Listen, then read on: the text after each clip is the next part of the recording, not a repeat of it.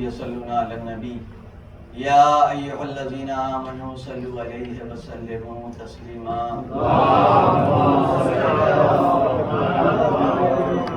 سبحان اللہ والحمد للہ ولا الہ الا اللہ واللہ اکبر ولا حول ولا قوۃ الا باللہ العلی العظیم۔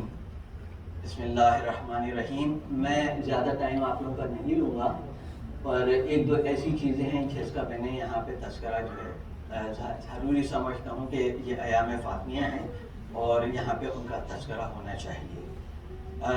اس تذکرے سے پہلے میں سب سے پہلے آپ لوگوں سے جو ہے گزارش جو ہے کروں گا کہ جس مومن نے جس طریقے سے بھی اس ایام فاطمیہ میں اپنا جو ہے کنٹریبیوشن کیا ہے، ٹائم دیا ہے، چاہے وہ مرثیہ پڑھنے والے ہوں، چاہے وہ ماتم کرنے والے ہوں، اور چاہے وہ کسی طریقے سے بھی، اور خصوصی طور پہ مولانا قاصد عباس صاحب، آپ لوگ اپنے مرحومین کے لیے، ان سب کے مرحومین کے لیے اور مولانا کے مرحومین کے لیے، جیسے کہ رضوان نے کہا، میں گزارش جو ہے کروں گا کہ سب کو شامل جو ہے رکھتے ہوئے ایک دفعہ دوبارہ جو ہے سورہ فاتحہ پڑھیں۔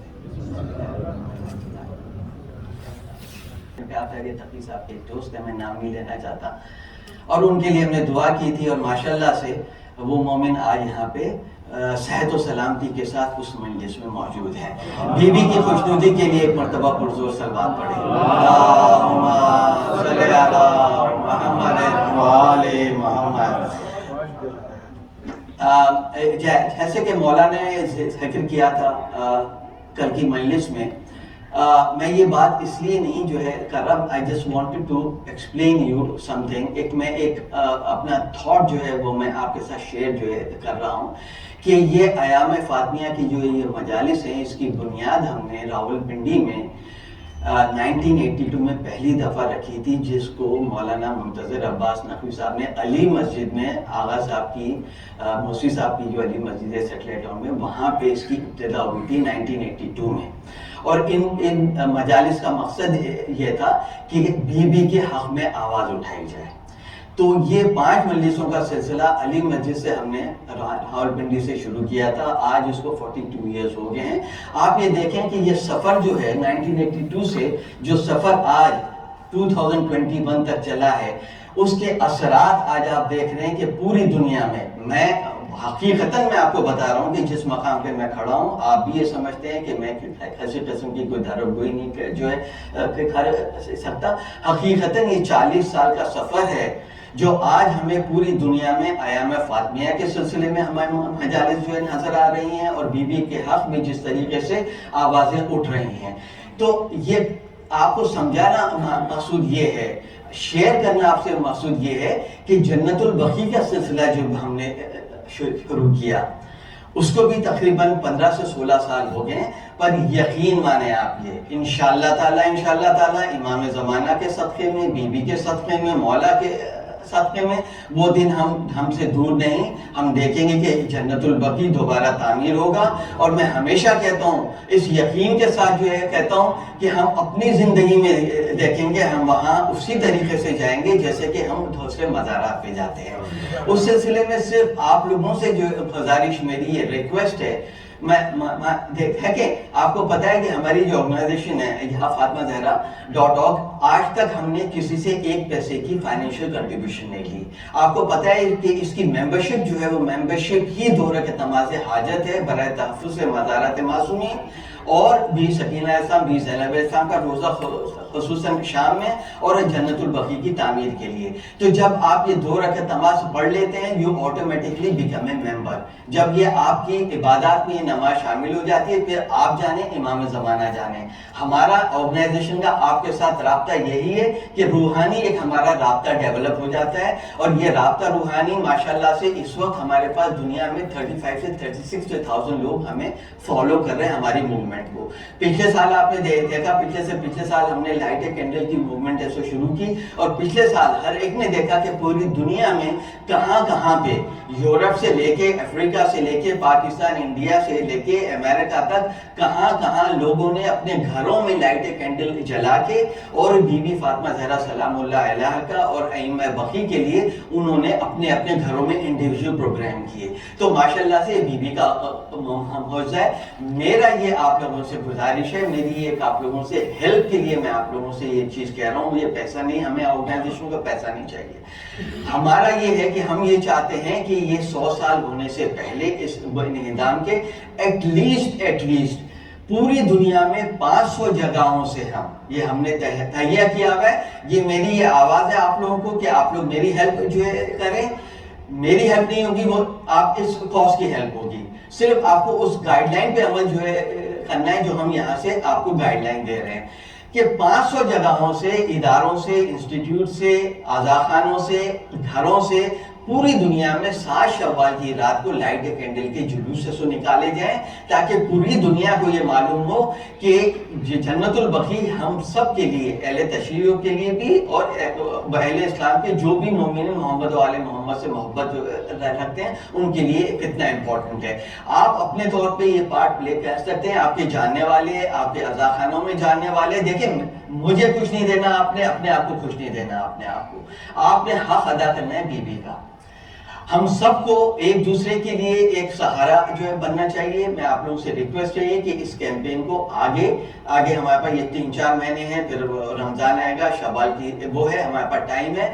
آپ لوگ جس طریقے سے چاہتے ہیں انڈیویجولی اپنے طور پہ اس مشن کو جو ہے وہ آگے بڑھائیں. اور وہ اس کے علاوہ یہ کہ ایک آخری دعا کے ساتھ کہ امام زمانہ ہمیں وہ خاصیتیں پیدا کریں, وہ اہلیت پیدا کریں کہ ہم اپنی ذات کی نفی جو ہے کرتے ہوئے بڑے مقصد کو حاصل کرنے میں کامیاب ہو جائے. ایک مرتبہ امام زمانہ کی خوشنودی کے لیے پرزور صلوات.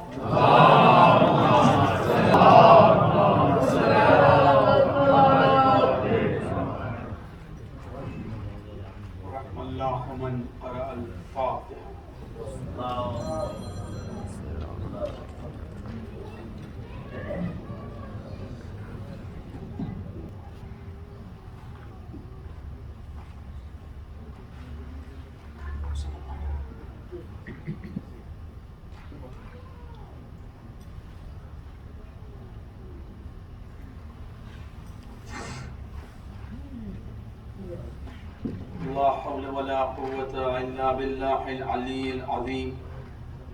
أعوذ بالله من الشيطان اللعين الرجيم. بسم الله الرحمن الرحيم. الحمد لله رب العالمين. الحمد لله الذي لا يبلغ مدحته القائلون. الحمد لله الأول بلا أول كان قبله والآخر بلا آخر يكون بعده. الحمد لله الذي جعلنا من المتمسكين بولاية أمير المؤمنين والأئمة عليهم السلام.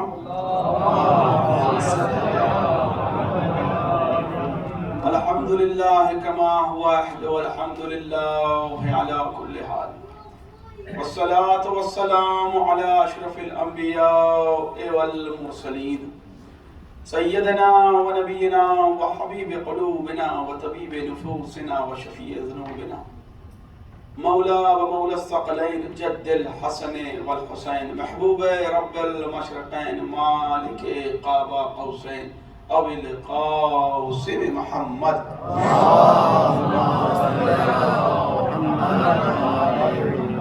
وعلى آله الطيبين الطاهرين المعصومين المظلومين ولعنة الله على أعدائهم ومنكر فضائلهم ومصائبهم وشجاعتهم وجلالتهم وولايتهم وعطشهم وأطباطهم وعلمائهم وشيئتهم وغاصب حقوقهم أجمعين من يوم عداوتهم إلى يوم الدين. أما بعد فقد قال الله سبحانه وتعالى في كتابه الكريم. بسم الله الرحمن الرحيم. إنا أنزلناه في ليلة القدر وما أدراك ما ليلة القدر لیلۃ القدر خیر من الف شہر صلوات.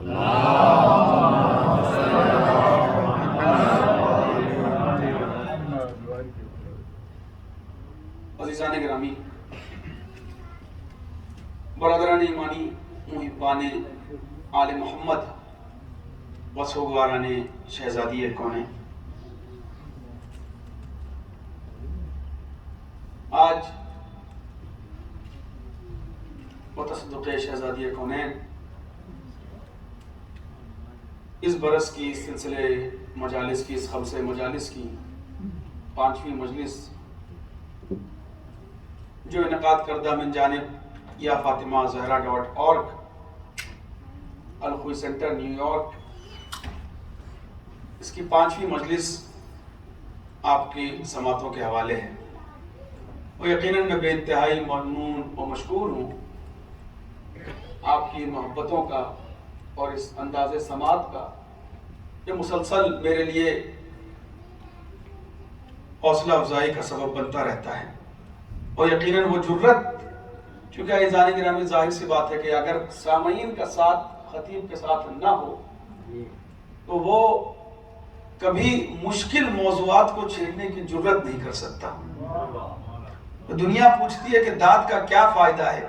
داد میں مزے کی بات نہیں ہے. دیکھیں، سب سے پہلی تو بات یہ ہے کہ جب داد دی جاتی ہے اس میں خطیب کا فائدہ بعد میں ہے، داد دینے والے کا فائدہ پہلے ہے. چونکہ دیکھیے، ایک میں مثال دیتا ہوں، بات درمیان میں آ گئی تو کہتا ہوں آگے بڑھ جاؤں کہ اگر آپ کسی بچے کو دیکھیں اور وہ آپ کو بڑی بہترین انداز سے جھک کے سلام کرے، کہے السلام علیکم قبلہ یا السلام علیکم انکل، کیسے ہیں، مزاج بخیر، اب آپ کا اس بات پہ سینہ چوڑا نہیں ہوگا کہ مجھے سلام کیا جا رہا ہے. آپ یہ پوچھیں گے بھائی یہ بچہ کس کا ہے، بڑی اچھی تربیت اس نے پائی ہے. اسی طریقے سے جو شخصیات اور ان شخصیات کے ساتھ جو ملائکہ یہاں تشریف لاتے ہیں وہ ایک دوسرے کی طرف اشارہ جب کرتے ہیں تو ان کے انداز داد کو دیکھتے ہوئے یہ کہتے ہیں کہ بھائی اس کا تعلق کس گھرانے سے ہے، اس کے ماں باپ کون ہیں، اس کے آباء و اجداد کون ہیں، اور یہ داد بلندی درجات کا سبب بنتی ہے ہمارے آباء و اجداد کی. بڑا سلامت رکھیں آپ. تو یہ تو داد دینے والے کا فائدہ، اور جس کو داد ملتی ہے عزیزان گرامی اس کا سب سے بڑا فائدہ یہ ہوتا ہے کہ اسے یہ احساس ہوتا رہتا ہے کہ اب میں انہی داد کے سہارے، اسی افہام و تفہیم کے سہارے میں مشکل راستوں کا سفر بھی کر سکتا ہوں. تو عزیزان گرامی، عظمت شہزادی کونین پہ ایک باواز بلند صلوات.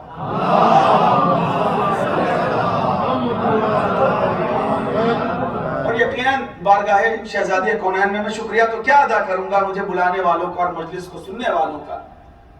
میں بارگاہ شہزادی کونین میں دعا گو ہوں کہ شہزادی کونین یہ جوش سماعت، یہ حسن سماعت، یہ جوش ولایت و عقیدت ہماری آنے والی نسلوں میں باقی رکھے، جاری و ساری رکھیں، کیونکہ یہی ہماری دولت ہے دنیا میں بھی اور آخرت میں بھی.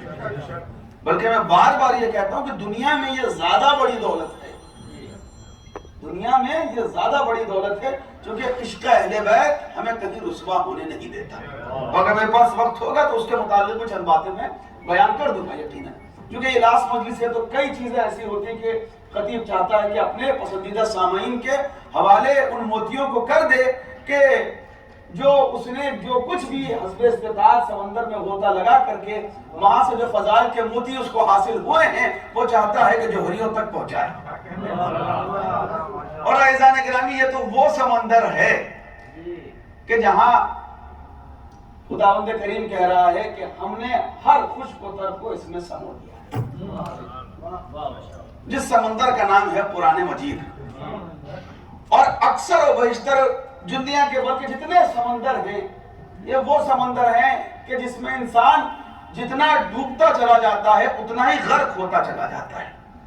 قرآن مجید وہ سمندر ہے کہ جتنا اس میں وہ ڈوبتا چلا جائے گا اتنا ہی بارگاہ الہی میں بلند ہوتا چلا جائے گا.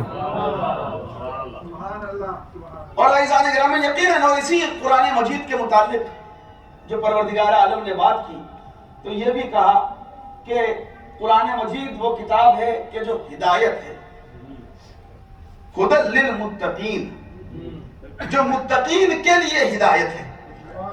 اور پھر اسی کتاب کے لیے وہ یہ بھی کہہ رہا ہے کہ ہدی للناس، کہ لوگوں کے لیے ہدایت ہے. کیونکہ مجھے اگلے مرحلے میں جانے کے لیے اس بات کا سہارا لینا تمہیداً یہاں بہت ضروری ہے، کیونکہ جس مشکل موضوع کو میں چھیڑوں گا، اور چونکہ مشکل میرے لیے ہے کہ میں اس کو کیسے ادا کر پاؤں. میں ہمیشہ یہ بات کہتا ہوں کہ سامعین کی سماعت پہ شک کرنے کی ضرورت میں نہیں کر سکتا، کیونکہ یقیناً جو سامعین ہوتے ہیں عزیزان گرامی اکثر و بیشتر، اور میں نے تو مسلسل اس بات کو محسوس کیا ہے کہ مجھ سے بھی کئی قدم آگے چل رہے ہوتے ہیں. کوئی 5 قدم آگے چل رہا ہوتا ہے، کوئی 12 قدم آگے چل رہا ہوتا ہے، کوئی 14 قدم آگے چل رہا ہوتا ہے، اور یہی سلسلہ ہے یہاں. اسی کی بنا پر سماعتیں بلڈ اپ ہوتی ہیں.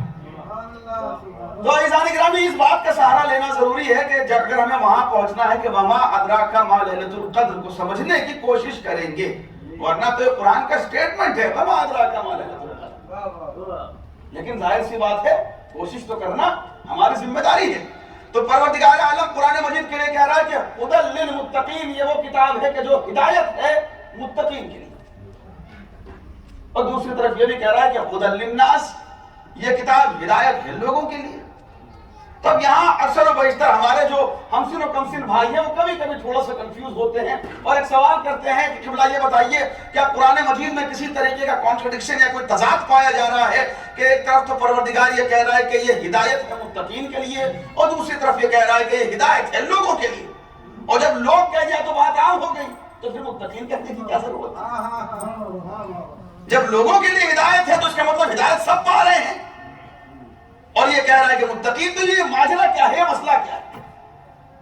دیکھیں جب پروردگار یہ کہہ رہا ہے کہ ہدی للناس، یعنی قرآن کا جو انیشل سٹیج ہے، جب قرآن کو پرپوز کیا جا رہا ہے، قرآن کو لوگوں کے سامنے پیش کیا جا رہا ہے، تو یہ کہہ کے پیش کیا جا رہا ہے کہ اس میں لوگوں کے لیے ہدایت ہے. چونکہ پیش سب کے سامنے ہو رہا ہے، لیکن جو فائدہ پہنچے گا یعنی جو ہدایت پائیں گے وہ صرف متقی پائیں گے، یعنی جو اس کا نتیجہ، جو اس کا فائدہ اٹھائیں گے وہ صرف متقی اٹھا پائیں گے. یہ بول کے الفاظ کو پلٹ کے یوں کہو عزیزان گرامی، پیش سب کے لیے ہوئی ہے، جو قبول کرے گا وہ متقی کہلائے گا. یہ آپ میرے عادت سے آپ واقف بھی ہیں، چونکہ ہمسن و کمسن بھائیوں کے لیے میں مثالوں کے ذریعے سے بات کو واضح کرتا چلتا ہوں، کیونکہ مثالوں کے ذریعے سے کئی بار بات آسان ہو جاتی ہے. تو عزیزان گرامی اب خداوند کریم ہم سب کو اس وبا سے محفوظ رکھے. یہ جو موذی وبا جو پھیل گئی ہے، اور یقین مانیے کہ یہ فرش ازا یقیناً، اچھا میں نے تو ابھی تک کہیں یہ نہیں سنا، جبکہ ماشاءاللہ سے بہت لوگوں نے کوشش کی کہ یہ بات بھی پھیلا دیں کہ بھائی مجلسوں کے ذریعے سے یہ چیز پھیلی، لیکن الحمدللہ الحمدللہ یہ چیز مجھے کہیں نہیں نظر آئی کہ مجلس کی وجہ سے پھیلی. اور یہ ماشاءاللہ یہ اچھی بات ہے کہ پورے جو پروٹوکول اور گائیڈ لائنز ہے وہ ہر امام بارگاہ میں جہاں جہاں میں جا رہا ہوں وہاں فالو ہوتی ہیں، ہوتی رہتی ہیں، اور یہ ہماری ذمہ داری بھی، کیونکہ عزیزان گرامی مومن کبھی غیر ذمہ دار نہیں ہو سکتا. یہ علامت مومن میں سے ہے کہ مومن کبھی غیر ذمہ دار نہیں ہو سکتا. اچھا خیر درمیان میں بات آگے تو جملہ کہتے ہوئے آگے بڑھوں. وہ لوگ جو 2 سال سے مجھے نظر نہیں آئے، اور جب میں نے ان کی خیریت معلوم کرنے کی کوشش کی کہ حضور کہاں ہیں، جناب کہاں ہیں، تو پتا چلا کہ اس وبا کی وجہ سے وہ گھر کے باہر نہیں نکل رہے ہیں. لیکن ایک اتفاق ایسا ہوا کہ میرا ایک شادی میں جانا ہوا کچھ دنوں پہلے، تو ماشاءاللہ سے اکثر وہ چہرے نظر آئے جو اس وبا کی بنا پر کووڈ میں نظر نہیں آ رہے تھے، مجلسوں میں نظر نہیں آ رہے تھے، جلوسوں میں نظر نہیں آ رہے تھے. میں نے کہا چلیے آپ کو دیکھ کے ایک بات کا تو اندازہ ہوا کہ کووڈ شادیوں میں نہیں آتا، صرف مجلس میں آتا ہے. تو عزیزان گرامی خیر، میں نے کل بھی آپ کے سامنے یہ بات عرض کی تھی کہ پروردگار سب کو محفوظ رکھے، اس وبا سے بچائے، اس پریشانی سے بچائے. اور ظاہر سی بات ہے میں کل بھی اس بات کو آپ کے سامنے عرض کر رہا تھا کہ ہم نے عزاداری کے سلسلے میں کبھی یہ نہیں پوچھا، نہ کبھی یہ کہا کہ عزاداری منائی جائے گی یا نہیں منائی جائے گی، کبھی یہ سوال نہیں ہوا. حالات جیسے بھی ہوئے سوال یہ رہا کہ اس سال کیسے منائی جائے، کیسے منائے جانے پر سوال ہوتا ہے، منائے جانے یا نہیں منائے جانے پر سوال نہیں ہوتا. تو مثال دینے کے لیے کہ اگر جس طریقے سے کووڈ پھیل رہا ہے، اب ایک دم سے اعلان ہوا کہ جو ویکسین لگا لے گا، یہ ہم نے لوگوں کے لیے ویکسین لانچ کی ہے. اب جو ہے लोगों को कोविड नहीं होगा। अब वो और बात है कि जाहिर सी बात है मार्जिन ऑफ एरर हर जगह है। अब मिसाल में इतनी छोटी छोटी बारीकियां ना पकड़ा कीजिए। वो और बात है कि जो पकड़ने के लिए बैठे होते हैं वो छोटी छोटी चीजें पकड़ते रहते हैं। खैर अज़ीज़ान गिरामी, ये यकीनन इश्क़ अहले बैत में अगर इंसान डूब के सुने तो यकीन मानिए कि कुरान जैसी किताब भी आसान हो जाती है। और अगर अहले बैत का इश्क ना हो तो फिर यही किताब मुश्किल भी हो जाती है। इस मौके पर मुझे अल्लामा रशीद तुराबी साहब अल्लाह मकामहू का एक बड़ा ही बेहतरीन जुमला याद आता है कि यकीनन कुरान हिदायत है सबके लिए, लेकिन अगर कोई इश्क़ अहले बैत में कुरान मजीद को पढ़ता है तो कुरान अपने माना के सीने को चाक कर देता है, और अगर कोई बुग़्ज़ अहले बैत में कुरान पढ़ता है तो कुरान अपने सीने को सिकोड़ लेता है। तो जाहिर सी बात है कि ये इश्क होना जरूरी है। और मजलिसें जो है इज़ान गिरामी वही हैसियत, फज़ाइल अहले बैत भी वही हैसियत रखते हैं जो कुरान की आयतें जो हैसियत रखती हैं वही हैसियत अहले बैत के फज़ाइल की भी है। तो अब अगर ये वैक्सीन लॉन्च हुई कि भाई वैक्सीन लॉन्च हो गई अब किसी को कोविड नहीं होगा, लेकिन जब वैक्सीन लॉन्च हुई तो किसके लिए लॉन्च हुई? क्या वैक्सीन जो लॉन्च हुई कुछ खास लोगों के लिए? क्या नहीं, वैक्सीन लॉन्च हुई है सबके लिए।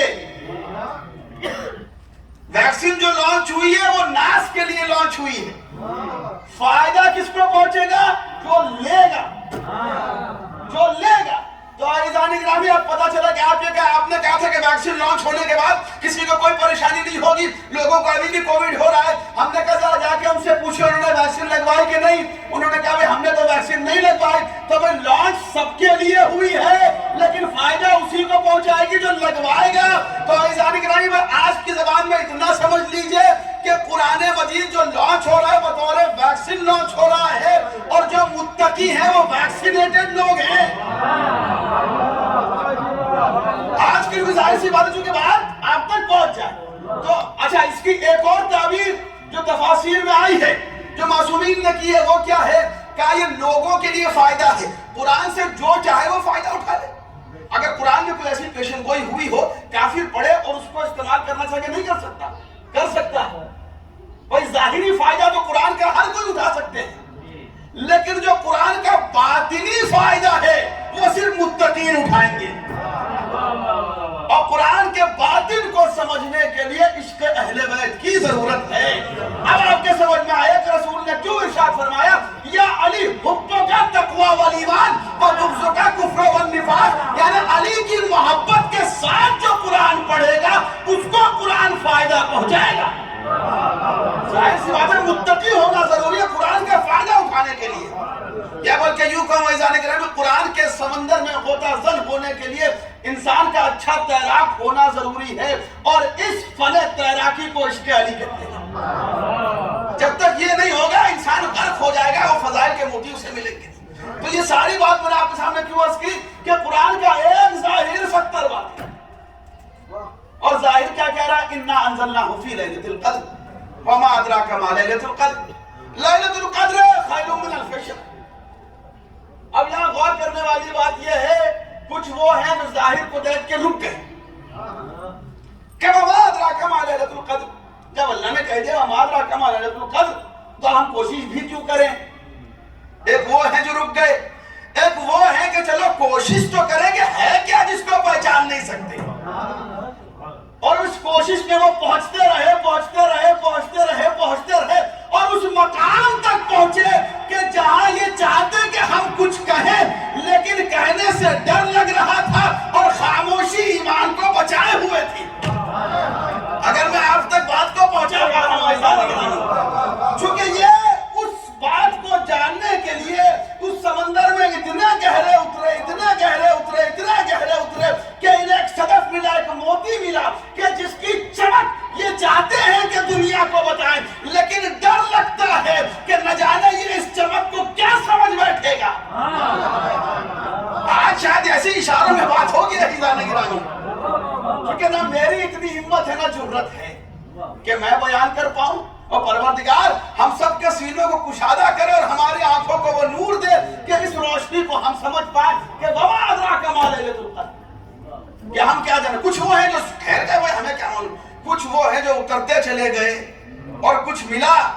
جس کو وہ زمانے کو بتا بھی نہیں پا رہے ہیں.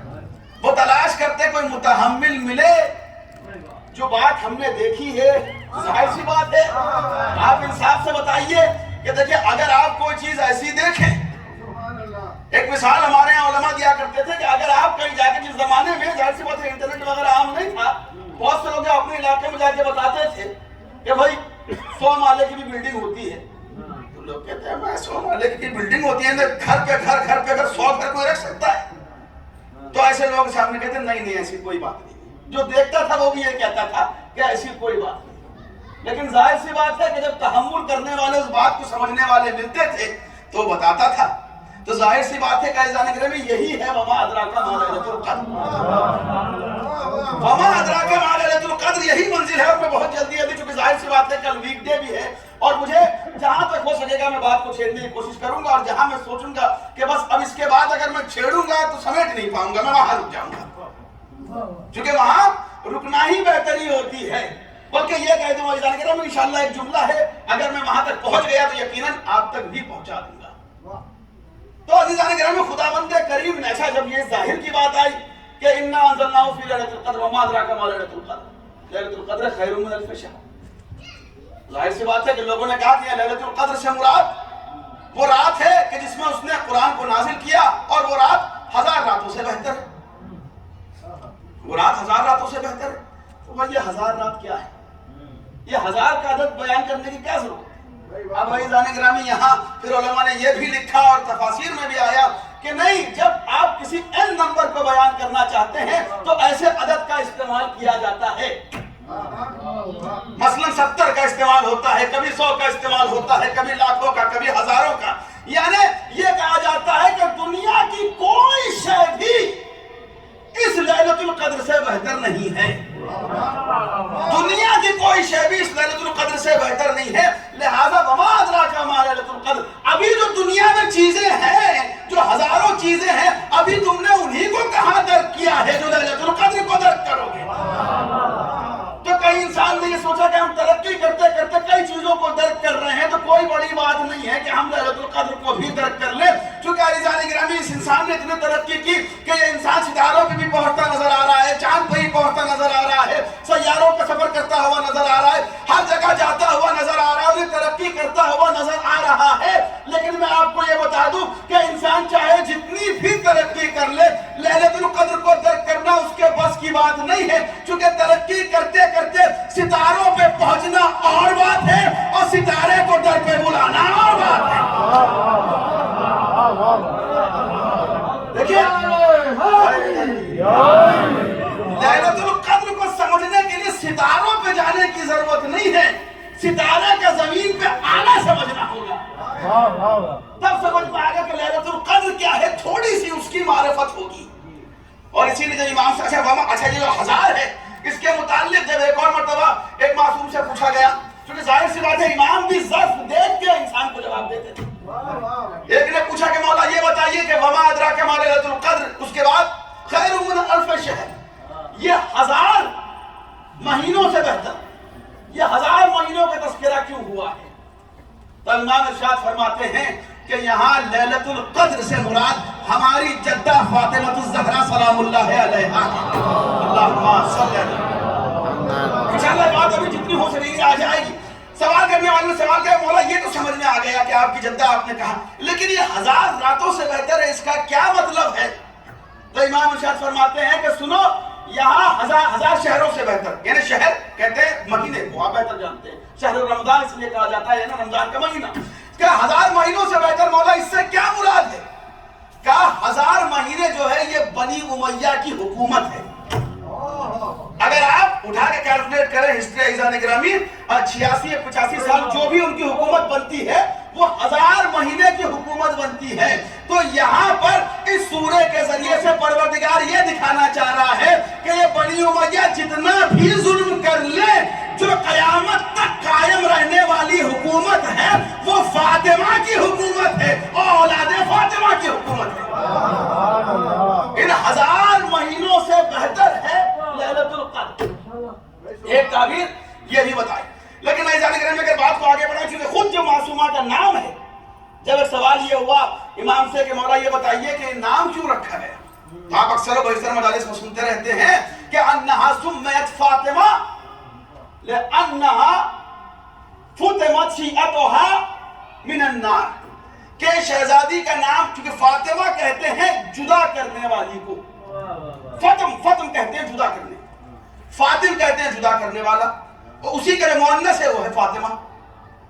اسی لیے جو اونٹنی کا وہ بچہ کہ جو ماں کا دودھ چھوڑ دیتا ہے، اس سے ماں کا دودھ جدا ہو گیا، اسی لیے جو ہے اگر جو بچہ جس کے لیے ماں کا دودھ چھوڑنے کی عمر آتی ہے اسے فتم کہا جاتا ہے، کہ انہیں جدا کر دیا گیا، چھڑوا دیا گیا۔ اور شہزادی کونین کا نام فاطمہ اس لیے رکھا گیا چونکہ شہزادی کے ماننے والوں پہ جہنم کی آگ حرام ہے، جہنم کی آگ حرام ہے۔ تو میں اکثر و بیشتر میں یہ کہتا ہوں کہ دیکھیں جہاں آپ نے شہزادی سے محبت کی، تو میں اکثر میرے جو دوستوں سے ہی بات ہوتی رہتی ہے، خطیبوں سے، ذاکرین سے، میں کہتا ہوں ایک طرف آپ شہزادی کے محبوں سے بات کر رہے، دوسری طرف آپ انہیں جہنم سے ڈرا رہے ہیں۔ دیکھیں دو چیزیں جمع نہیں ہو سکتی، دو چیزیں جمع نہیں ہو سکتی۔ اچھا پھر وہ پلٹ کہتے ہیں تبلیغ میں تو کوئی چیز ہے تو کیا ہم ایسے ہی انہیں انکریج کر کے آ جائیں؟ میں نے کہا میں نے یہ کب کہا؟ میں نے یہ کب کہا کہ آپ انہیں انکریج کیجئے کہ وہ گناہ کریں؟ لیکن یہ کون سی بات ہے کہ ہم ایک طرف تو انہیں شہزادی کا چاہنے والا کہہ رہے ہیں اور دوسری طرف ہم انہیں آگ سے ڈرا رہے ہیں اور جہنم سے ڈرا رہے ہیں؟ یا تو وہ فاطمہ کے ماننے والے نہیں ہیں یا پھر آپ انہیں آگ سے ڈرا نہیں سکتے، چونکہ حرام ہو چکی ہے نا ان پہ۔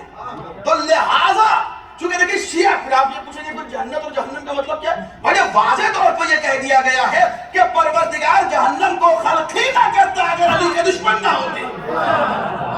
تو کیا معاذ اللہ کوئی یہاں علی کا دشمن بیٹھا ہے؟ تو کیا پھر شیعوں کو کس چیز سے ڈرائیں؟ میں نے کہا آپ کو ڈرانے کی ضرورت ہی نہیں ہے۔ شیعہ کا مطلب ہی یہ ہے کہ اس کا جو جدوجہد ہے سارا کا سارا وہ جنت کے درجات حاصل کرنے پہ ہے، اسے اپنا جنت میں درجہ کیسے بلند کرنا ہے اس پر ہے، اسے کہتے ہیں شیعہ۔ اب درمیان میں تھوڑی سی میری بات موضوع سے ہٹ کے آئی ہے کیونکہ یہاں تک بات آ گئی تو اس بات کو بھی واضح کرنا میں ضروری سمجھتا ہوں، کیونکہ مسلسل یہ بات ہوتی رہتی ہے آپ جنت میں جانا چاہتے ہیں جہنم میں جانا چاہتے ہیں، جنت میں جانا چاہتے ہیں۔ آپ انسان سے بتائیں کون ہے جو جہنم میں جانا چاہتا ہے؟ اللہ یہ کہ معاویہ ہو، چونکہ یہ خود اس کا جملہ ہے۔ رمضان میں بیٹھ کے ایک مرتبہ کھانا کھا رہا تھا، دن کے وقت عمرو عاص نے پوچھا کہ کہاں پر ہے؟ لوگوں نے بتایا اپنے حجرے میں ہے۔ داخل ہوا، دیکھا سامنے کھانا رکھا ہوا ہے، کھایا جا رہا ہے، بددعا تھی تو پیٹ بھر نہیں رہا تھا اس کا۔ داخل ہوا، کہا اب تو اپنے آپ کو مسلمانوں کا خلیفہ کہتا ہے اور رمضان میں دن دہاڑے بیٹھ کے کھانا کھا رہا ہے، تجھے شرم نہیں آتی؟ رمضان کا وقت ہے اور تو بیٹھ کے کھانا کھا رہا ہے۔ کہتا ہے بس بیٹھ جا، اب تم مجھے اسلام سکھانے کی کوشش نہ کر، یعنی کچھ تو شرم کر، تو اپنے آپ کو مسلمانوں کا خلیفہ کہتا ہے۔ وہ کہتا ہے ابن نادان، جب علی سے دشمنی کر ہی لی ہے تو روزے رکھنے کا فائدہ کیا ہے؟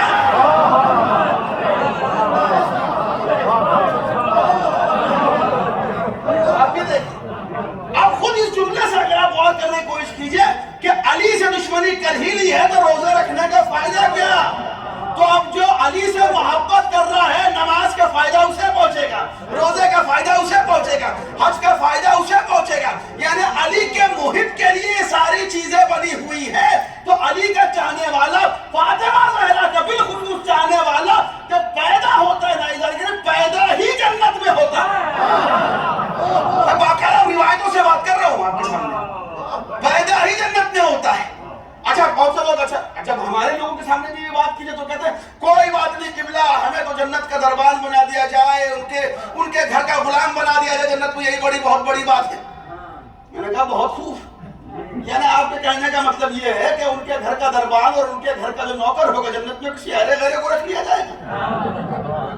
بھائی یہاں پہ اگر کوئی وائٹ ہاؤس کا خادم ہو جائے، چپراسی ہو جائے، وہ تو سینہ چوڑا کر کے بولتا ہے، اس کے سامنے بڑے بڑے ڈاکٹر اور بڑے بڑے لوگ بات نہیں کرتے، کہتے بھائی وائٹ ہاؤس میں کام کرتا ہے، تو جو اس گھر میں کام کرے اس کی اتنی اہمیت، تو جو اس گھر میں کام کرے گا کیا ایرا غیرا ہوگا؟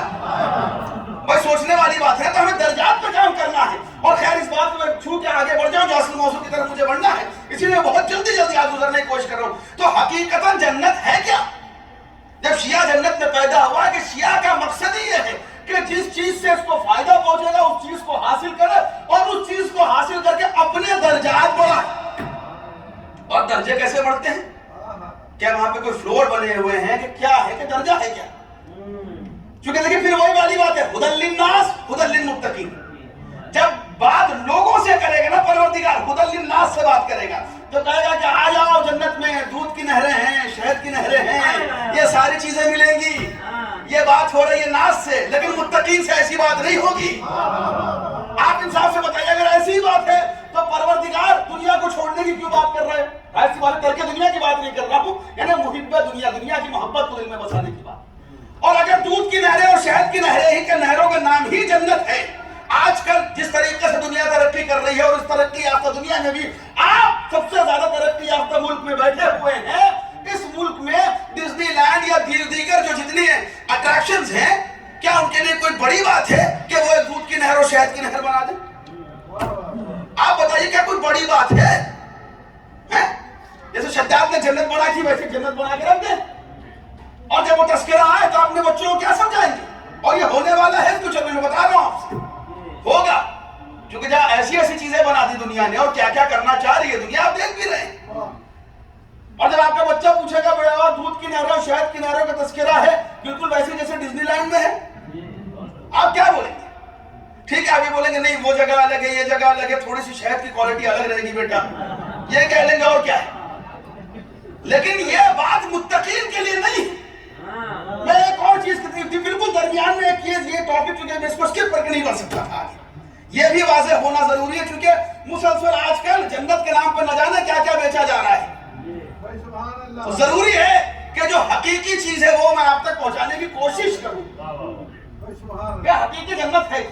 اگر جنت اسی مٹیریلسٹک چیز کا نام ہوتا تو میرا مولا کبھی اس دنیا کو طلاق نہ دیتا. اس کا مطلب حقیقت جنت کوئی اور چیز ہے. اب پھر میں آپ کو ایک مثال دوں. اگر آپ سے میں کہوں کہ حضور آپ کو جو ہے بیورلی ہلز میں بہت بڑا مینشن دیا جائے گا دنیا کی سب سے بہترین کار اور آپ کا اپنا پرائیویٹ جیٹ دیا جائے گا اور دنیا کا بہترین یاٹ دیا جائے گا آپ وہاں پہ ایک دم لگژریس لائف گزارے وہ صرف چھوٹی سی شرط ہے. کیا شرط ہے؟ کہ وہاں پہ آپ اکیلے رہیں گے آپ کا کوئی فیملی ممبر آپ کے ساتھ نہیں رہ سکتا رہنا پسند کریں گے. آپ انصاف سے بتائیے بھائی دنیا کے حساب سے تو جنت کے مزے ہیں نا یہ سب ساری چیزیں. آپ کا جب دن چاہے اپنا پرائیویٹ جیٹ لے کے نکلیے پرائیویٹ یاٹ لے کے نکلیے سیر کیجئے جو آپ کو کرنا ہے کیجئے لیکن شرط یہ ہے کہ آپ اپنے فیملی ممبرز کے ساتھ لے کے نہیں جا سکتے. کوئی قبول کرے گا اس آفر کو اور اگر کوئی قبول کرے گا بھی تو اس کے لیے یہ کہا جائے گا بھائی سب کچھ ہو سکتا انسان نہیں ہو سکتا کیونکہ انسان تو اسے کہتے ہیں جس کے سینے میں دل نام کی ایک چیز ہوتی ہے. اس کے سینے میں ہمیں وہ چیز نظر نہیں آ رہی. اچھا پھر دوسری طرف یہ ہے کہ جو زندگی آپ گزار رہے ہیں وہ اپنے فیملی ممبرز کے ساتھ گزارتے رہیں تو آپ کس زندگی قبول کریں گے؟ کیا نہیں جو فیملی ممبرز میں رہے ان کے ساتھ میں زندگی گزارتا رہوں چاہنے والوں کے ساتھ یہی میرے لیے جنت ہے. اس کا مطلب معلوم یہ ہوا عزیزان گرامی عقل بشری اور دل کی محبت کا تقاضا یہ ہے کہ جنت کہاں رہنے کا نام نہیں ہے کس کے ساتھ رہنے کا نام ہے. جگہ کا نام جنت نہیں ہے کسی کے ساتھ کا نام جنت ہے. تو عزیزان گرامی مسلمانوں سے جو جنت کے متمنی ہیں حوروں کے خواب دیکھا کرتے ہیں آئیے ان سے پوچھیں کہ آپ جنت کسے کہتے ہیں اور جنت میں کہاں رہنا پسند کریں گے. تو عزیزان گرامی ہر مسلمان متفق علیہ ہو کے یہی کہے گا کہ جہاں حضور رہیں گے وہاں ہم رہیں گے جہاں رسول رہیں گے وہاں ہم رہیں گے. تو ہم نے سوچا کہ ان سے پوچھنے سے بہتر یہ ہے کہ ہم رسول اللہ سے پوچھیں کہ یا رسول اللہ آپ جنت میں کہاں رہیں گے. ندائے رسول آئے گی کہ جہاں میرا پروردگار رکھے گا میں جنت میں وہاں رہوں گا. وہاں سے ندائے پروردگار آئے گی کہ اے میرے حبیب ہم نے حدیث قصہ کے ذریعے سے بتایا تو ہم فاطمہ تو وہ ابوہا وہ بالوہا وہ بنوہا جہاں فاطمہ ہوں گی ان کے پاس تم رہو گے. تب ہمارا مقصد یہ ہے کہ دیکھیں جو شیعوں کے لیے کہیں جہنم سے ڈرانے کا فائدہ نہیں ہے بلکہ یہ کہیے کہ جس کے عشق میں تمہیں پیدا ہی جنت میں کیا گیا اب تمہاری ذمہ داری یہ ہے کہ اس کے گھر کے قریب پہنچنے کی کوشش کرو. اسی کا نام ہے تقویٰ. ورنہ آپ مجھے انصاف سے بتائیے چلیے آپ یہ کہہ سکتے ہیں کہ جوان مولوی ہے جوش خطابت میں جو دل میں آ رہا ہے کہہ رہا ہے چلے میرے آپ مجھ پہ تو اعتراض کر سکتے سکتے ہیں, مجھ پہ سوال اٹھا سکتے ہیں, لیکن کیا فضا پہ سوال اٹھا سکتے ہیں؟ جب جناب سلمان نے یہ کہا کہ اے فضا میں تم سے پہلے جنت میں داخل ہو جاؤں گا, کیا کیسے داخل ہو جاؤ گے؟ کیا میں علی کے اونٹ کی نہائی کو پکڑا رہوں گا لہذا میں تم سے پہلے جنت میں داخل ہو جاؤں گا؟ جناب فضا مسکرائی اور کہا کہ سلمان تم داخل ہو جاؤ گے, میں جنت میں ہوں.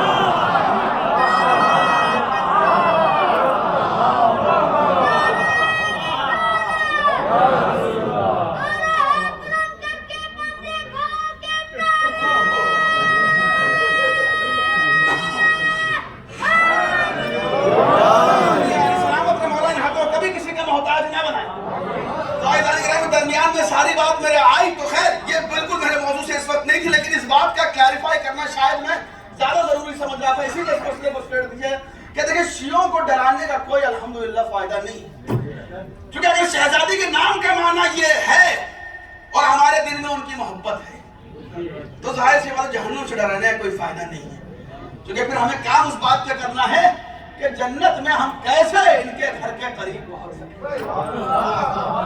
اسی کا نام ہے زندگی, اسی کی جستجو کا نام ہے زندگی. ایک یہ ہے کہ فاطمہ کا معنی نام کیوں رکھا؟ وہ جو اپنے چاہنے والوں کو جہنم کی آگ سے چھڑائے. دوسرا معنی امام نے ارشاد فرمایا کہ کیوں نام رکھا گیا؟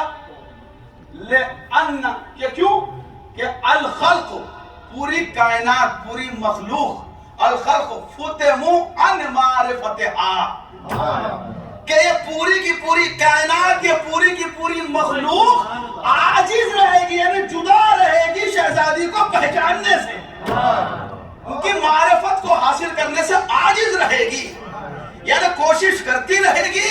ہاں اس کوشش میں بہت ترقی ہے, اس کوشش میں یہی کوشش تو بلندی درجات ہے, یہی کوشش تقویٰ ہے, یہی کوشش زندگی کا جد و جہاد ہے کہ جس نے اللہ کو پہچاننے کی ظاہر سی بات ہے اللہ سے قریب ہونے کا نام تقویٰ ہے, اور یہی وجہ ہے وما ادراک ما لیلۃ القدر, اسی لیے کہا گیا کہ من عرفہا کہ جس نے شہزادی کو پہچان لیا فقط ادرک لیلۃ القدر, اس نے لیلۃ القدر کو درک کر لیا. معمولی بات نہیں. اچھا پھر اس کے بعد یہ ہے کہ اگر قرآن کا یقیناً سٹیٹمنٹ ہے کہ تم نہیں کر پاؤ گے, اس کا مطلب یہ نہیں ہے کہ انسان اس کی کوشش نہ کرے اس کو حاصل کرنے کی. بھائی جب آپ مجھے انصاف سے بتائیے کہ جب قرآن نے کہہ دیا, حدیث نے کہہ دیا, انسان کے تجربے نے کہہ دیا تم کچھ بھی کر لو دنیا میں پرماننٹ نہیں رہ پاؤ گے, لیکن انسان رہنے کی آخری دم تک کوشش کرتا رہتا ہے نا, کرتا رہتا ہے نا زندگی کی کوشش. اسی طریقے سے اگر قرآن کہہ رہا ہے یقیناً ہم نہیں پہنچ پائیں گے, لیکن اس کوشش کا نام ہی ایمان ہے کہ لیلۃ القدر کو پہچاننے کی کوشش کرتے رہے. چونکہ عزیزان گرامی بات یہ ہے کہ وہ کبھی سامنے آیا نہیں, نہ اس نے کبھی ہمیں بلایا, ہم نے اسے کبھی دیکھا نہیں نہ کبھی دیکھ پائیں گے. وہ اور بات ہے کہ بہت سے دل جلوں کے دل میں یہ تمنا ہے کہ ہم کبھی تو دیکھیں گے. ہم نے کہا کب دیکھیں گے؟ تو مولوی صاحب نے کہا کہ روزے محشر دیکھیں گے. ہم نے کہا وہ تو ہم دیکھیں گے کہ آپ کیا دیکھیں گے. چونکہ بات یہ ہے حضور کہ نہ وہ یہاں دکھائی دیتا ہے نہ وہاں دکھائی دے گا. کیونکہ دیکھیں اس کے متعلق خود امام جعفر صادق علیہ السلام امام نے ارشاد فرمایا کہ جب کسی نے پوچھا کہ مولا وہ روزے محشر دکھائی دے گا, کیا چلو میرا ایک سوال کا جواب تھا, اگر وہ روزے محشر دکھائی دے گا اس کا مطلب ایک وجود ایک چیز کا فزیکل ایگزسٹنس تمہارے سامنے آ گیا, اور اگر تمہارے سامنے کسی چیز کا وجود آ گیا تو اس کا مطلب کہ یہ جو فزیکل ایگزسٹنس ہے جو تمہاری آنکھوں کے سامنے ہے اس کا مطلب یہ کہ تمہارے آنکھوں کے پیچھے نہیں ہے. جو تمہارے سامنے ہے وہ دائیں نہیں ہے, جو تمہارے سامنے ہے وہ بائیں نہیں ہے, اور دنیا کی کوئی ایسی جگہ نہیں ہے کہ جو پروردگار کے وجود سے خالی ہو. تو اس کا مطلب تم یہ کہنا چاہ رہے ہو کہ روزے محشر کئی جگہ سے اس کا وجود ختم ہو جائے گا اور ایک جگہ پہ آ جائے گا. اور اگر تم یہ کہتے ہو کہ سامنے ہے تمہارے کوئی بھی چیز جو ہمارے سامنے آتی ہے عزیزان گرامی وہ اس سے پہلے کہیں نہ کہیں ہوتی ہے. اب یہ گلاس اگر یہاں پہ رکھا ہے تو اس سے پہلے کہیں اور رکھا تھا, تو یہ سوال پیدا ہوا ابھی یہاں آیا ہے تو اس سے پہلے کہاں تھا اور اس کے بعد کہاں جائے گا؟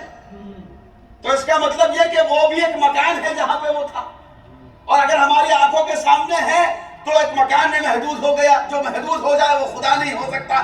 یعنی آپ یہ کہنا چاہ رہے ہیں کہ خدا کو دیکھنے کی تمنا میں آپ روز محشر اس سے حق خدائی چھین لیں گے, یہ کہنا چاہتے ہیں.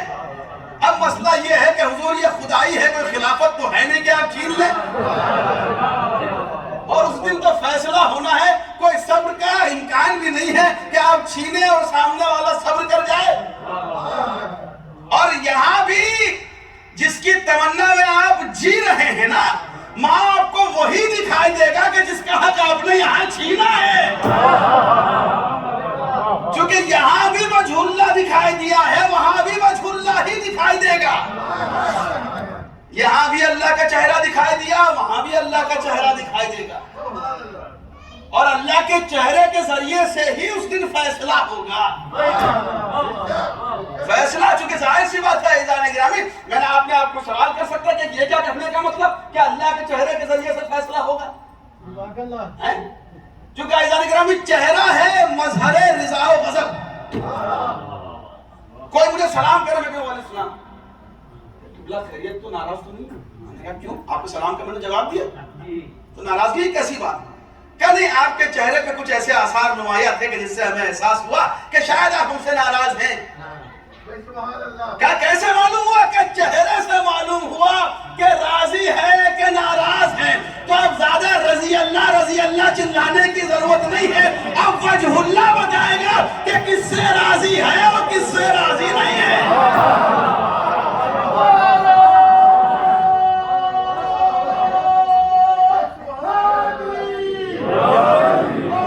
سلامت رہے اللہم صلی اللہ, وجہ اللہ کے ذریعے سے یہ ظاہر ہوگا.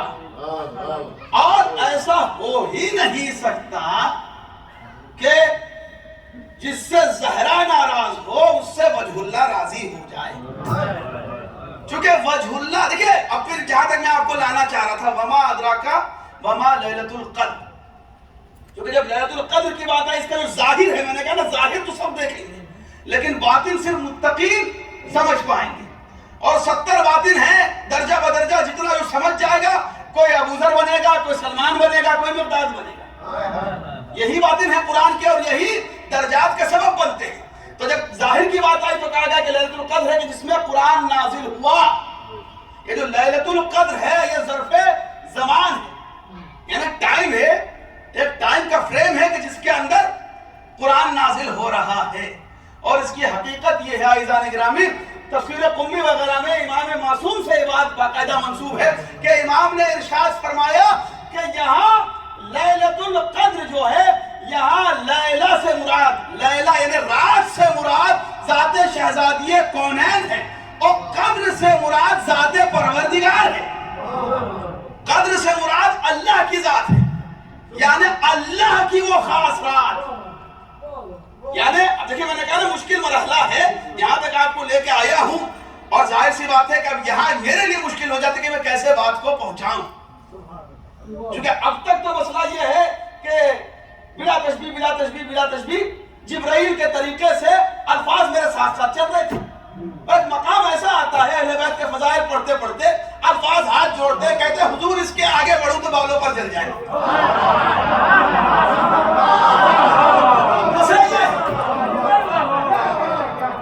تو ایسی کیفیت میرے ساتھ ہو رہی ہے کہ الفاظ بھی ہیں نہیں اور منبر پہ نہ ہوں, مائک میرے سامنے.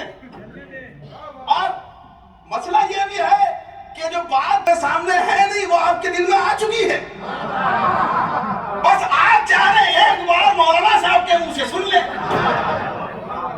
بھائی جانے کے نام یہی تو عشق کے مسئلے ہیں, اظہاری تو مشکل ہوتا ہے, ورنہ جو دل کی تمنا ہے وہ دل میں تو رہتی ہے. اظہار کی جو منزل ہے یہ بڑی مشکل ہے. بھائی جانے کے نام یہی وہ منزل ہے کہ جہاں پہ یہ عالی مدد کہہ کے آگے بڑھنا پڑتا ہے. بھائی ظاہر تو یہ کہ لیلۃ اللیلہ سے مراد ہے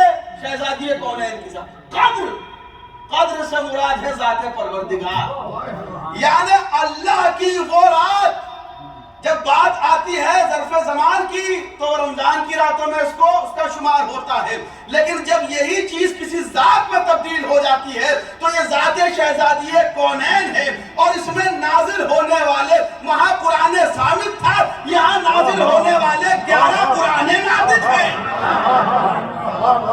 11 قرآن ناطق ہیں۔ اور لیلۃ القدر تم کیا جانو کہ لیلۃ القدر کیا ہے؟ اس کی ایک تعبیر یہ بھی ہوئی ہے کہ اگر قدر سے مراد ذات پروردگار ہے تو لیل کا مطلب کیا ہوتا ہے؟ اندھیرا۔ لیل کا مطلب کیا ہوتا ہے؟ پردہ۔ لیل کا مطلب کیا ہوتا ہے؟ حجاب۔ یعنی اگر اللہ کو پہچاننا ہے تو اللہ کی پہچان کے حجاب کا نام ہے فاطمہ، حجاب اللہ کا نام ہے فاطمہ۔ اسی لیے میں نے آپ کے سامنے اس بات کو واضح کر دیا، چونکہ مسئلہ یہ ہوتا ہے، میں نے کہا نا کہ الفاظ کی تو کمی ہے ہمارے پاس، ہم تو اعتراف کر رہے ہیں کہ الفاظ ہے نہیں، اور اسی بنا پر لوگ کہتے ہیں حجاب اللہ۔ اب آپ نے کنفائن کیا اللہ کو، کبھی کبھی ہمارے لوگ بھی کنفیوز ہو جاتے ہیں کہ آپ نے اللہ کو کنفائن کر دیا، اگر اللہ حجاب میں اس کے مطلب اللہ محدود آپ نے کیا۔ بھائی یہاں اللہ سے مراد معرفت پروردگار ہے، یعنی اللہ کو پہچان ہی نہیں سکتے، تمہارے بس کی بات نہیں ہے کہ جب تک تم اس لیلۃ القدر کو نہ سمجھو گے، اس لیل کو نہ سمجھو گے، تم اس قدر تک پہنچ ہی نہیں سکتے جو اتنی وزنی چیز ہے کہ جسے معرفت پروردگار کہتے ہیں۔ یہ شہزادی کونین ہے، اور یہی وجہ شاید علماء نے لکھا کہ شاید یہی وجہ ہے کہ روز محشر میں جملہ آپ کی سماعتوں کے حوالے کر رہا ہوں، جیسے آپ اس کو قبول کرنا چاہیں، یہی وجہ ہے شاید میں کہا نا روز محشر میں اللہ یہاں دکھائی دیا نہ وہاں دکھائی دے گا، یہاں بھی وجہ اللہ وہاں بھی وجہ اللہ، بلکہ شاید یہی وجہ ہے کہ روز محشر صرف 2 چیزیں انسان کو نہیں دکھائی دیں گی، ایک ذات پروردگار، ایک ذات شہزادی کونین۔ ایک کو دیکھا نہیں جا سکتا، ایک کو دیکھنے کی اجازت نہیں ہوگی۔ سلامت رہے سارے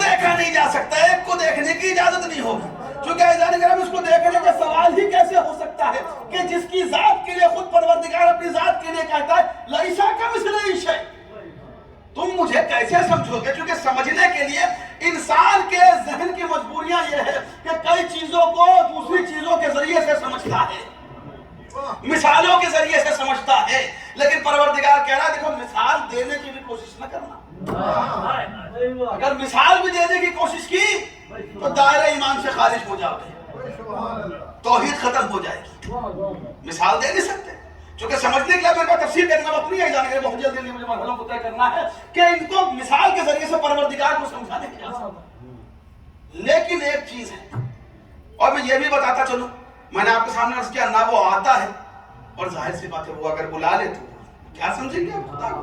یہ سمجھتے رہیے، ایک فرشتے کو تو انسان دیکھ نہیں سکتا، اور اگر دیکھ لے تو کسی کو بتا نہیں سکتا کہ کیسا ہے۔ آپ مجھے انصاف سے بتائیے، ایک فرشتے سے ملاقات ہوتی ہے انسان کی، اس کے بعد بیچارہ کسی کو بتا ہے نہیں کہ فرشتہ کیسا تھا اور کیا تھا۔ تمنا اور آرزو بڑی ہے کہ اللہ کو دیکھیں گے، لیکن ظاہر سی بات ہے کہ پروردگار نہ یہاں نظر آئے گا نہ وہاں نظر آئے گا، لیکن عزیزان گرامی پروردگار نے جب عقل بنائی ہے تو سمجھنے کے لیے جو چیزیں بنائی ہیں وہ سب کے لیے ایک جیسی ایک برابر بنائی۔ ایک قانون یہ ہے کہ جو غائب ہے اس کو حاضر کے ذریعے سے سمجھا جائے گا، ورنہ آپ غائب کو کیسے سمجھیں گے؟ جو آپ کی آنکھوں کے سامنے نہیں ہے اس کو آپ اس کے ذریعے سے اس کا تعارف وہ کروائے گا۔ ہمیشہ غائب کا تعارف حاضر کرواتا ہے، حاضر کا تعارف غائب نہیں کروائے گا۔ جو چیز چھپی ہوئی ہے، مثلا آپ کے پاس کوئی چیز ہے، آپ یہ کہیں کہ حضور آپ خریدنا چاہ رہے ہیں فلاں چیز ہے، انگوٹھی میرے پاس ایک انگوٹھی ہے، اگر آپ خریدنا چاہیں تو آپ غیب میں آپ کے پاس رکھی ہوئی ہے، آنکھوں سے اوجھل ہے، اب آپ اس کا انٹروڈکشن دے رہے ہیں، تو ظاہر سی بات ہے اب جس کا تعارف کروانا ہے کہ جس نے چاہا کہ میں پہچانا جاؤں تو اس نے خلق کیا اور اپنا پردہ ہٹانا بھی نہیں چاہتا ہے، تو اس نے یہ فیصلہ کیا کہ دیکھو مثل کے ذریعے سے تو نہیں سمجھا سکتے، ہاں البتہ مثل کے ذریعے سے سمجھایا جا سکتا اسی لیے قرآن نے کیا کہا، ایک طرف کا لیسا کمثلہ شیء، دوسری طرف کا للہ مثل الاعلی، اللہ کے لیے اعلیٰ مثل ہے۔ اب میں یہ بتاتا چلو آپ کا کیا مطلب ہے، کیونکہ جب بات مثل کی آتی ہے آسان کرنے کے لیے الفاظ کو بالکل سمپل لینگویج میں سمجھانے کی کوشش کر رہا ہوں، ہو سکتا ہے کہ کسی کی ڈیفینیشن سے یہ بات تھوڑی سی ڈیفر کرے، لیکن چونکہ ہمسن و کمسن بھائیوں تک بات پہنچ جائے۔ مسئلہ یہ ہے کہ جب پروردگار مثل کی بات کرتا ہے تو مثل کا مطلب یہ ہے کمپیئر کرنا، اور جب کمپیئر کیا جاتا ہے تو اس میں فزیکل چیزیں بھی آتی ہیں، تو لہٰذا اس بات کو ذہن سے نکالنے کے لیے کہ پروردگار کی کوئی ایسی فزیکالٹی نہیں ہے جو ہماری ہے، پروردگار نے مثل کا استعمال کیا، کیونکہ جب بات مثل کی آتی ہے تو مثل میں یہ فزیکل یہ جسم نہیں آتا، اس میں صرف صفات آتی ہیں۔ تو اب پروردگار کو پہچانا جائے گا، سمجھا جائے گا صفات کے ذریعے سے، تو اب ان لوگوں کو ڈھونڈو اور ان کو پہچاننے کی کوشش کرو کہ جو مظہر ذات پروردگار ہیں، مظہر صفات ذات پروردگار ہیں، کہ جن کے اندر پروردگار نے اپنی صفتوں کو پرویا ہے۔ اور دیکھیں آپ نے جس طریقے سے ڈر کے سنا نا، حقیقت یہی ایمان ہے، یہ ڈر ہی ایمان ہے۔ اگر میں بات آپ تک پہنچا پا رہا ہوں، میں یہ آپ سے کبھی یہ میں گزارش بھی نہیں کروں کہ آپ کھل کے داد دیجیے، آپ کیوں نہیں دے رہے، یہ ڈر ڈر کے داد دینا ہی ایمان ہے عزیزان گرامی، یہی تو عشق اہل بیت ہے، یہ ڈر ہی عشق اہل بیت ہے، یہ ڈر ہی عشق خدا ہے، یہ ڈر ہی تقویٰ ہے۔ یہ ڈر نکل جائے تو مشکل ہے، اور یہ ڈر ہی انسان کو مومن بنائے رہتا ہے، ورنہ انسان حدوں کو بھول جاتا ہے۔ وہی بات ہے نا، جبریل نے بھی تو یہ کہا کہ ڈر ہے کہ بالوں پر جل جائے، یہ ڈر رہنا چاہیے، اور اسی کا نام ہے تقویٰ۔ اور عشق اہل بیت میں، فضائل اہل بیت میں عزیزان گرامی، تیز دوڑنے کا نام ایمان نہیں ہے، کہاں رکنا ہے اس کا نام ہے ایمان۔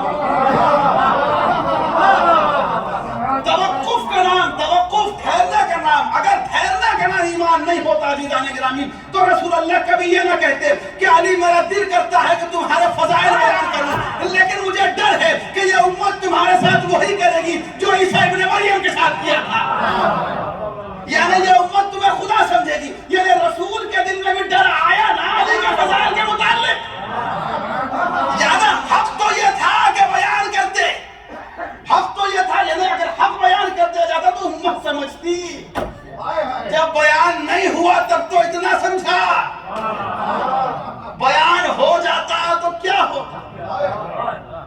تو عزیزان گرامی یہ حجاب پروردگار، اور یہ اسی توقف کا نام ہے ایمان، اسی توقف کا نام ہے عقل، عقل اسی توقف کا نام ہے، ٹھہرنے کا نام۔ اگر کوئی انسان تیز دوڑتا ہے اور سامنے اس کے کھائی آ جائے، سامنے کلف آ جائے، ہم کہتے کیسی آپ کو دوڑنے والے یہاں دوڑنے کا مقام ہے، دوڑی، آپ انسان سے بتائیے عقل کیا کہتے ہیں، نہیں یہاں رکنا ہے۔ اسی لیے جو انسان رکتا نہیں، توقف کہتے ہیں رکنے، جو انسان توقف نہیں کرتا اسے کہتے ہیں بے وقوف، جو وقوف نہیں کرتا اسی سے لفظ بنا ہے بیوقوف، جس کا کثرت استعمال سے آپ بیوقوف کہتے ہیں، بے وقوف جو توقف نہیں کرتا، توقف جو نہیں کرتا۔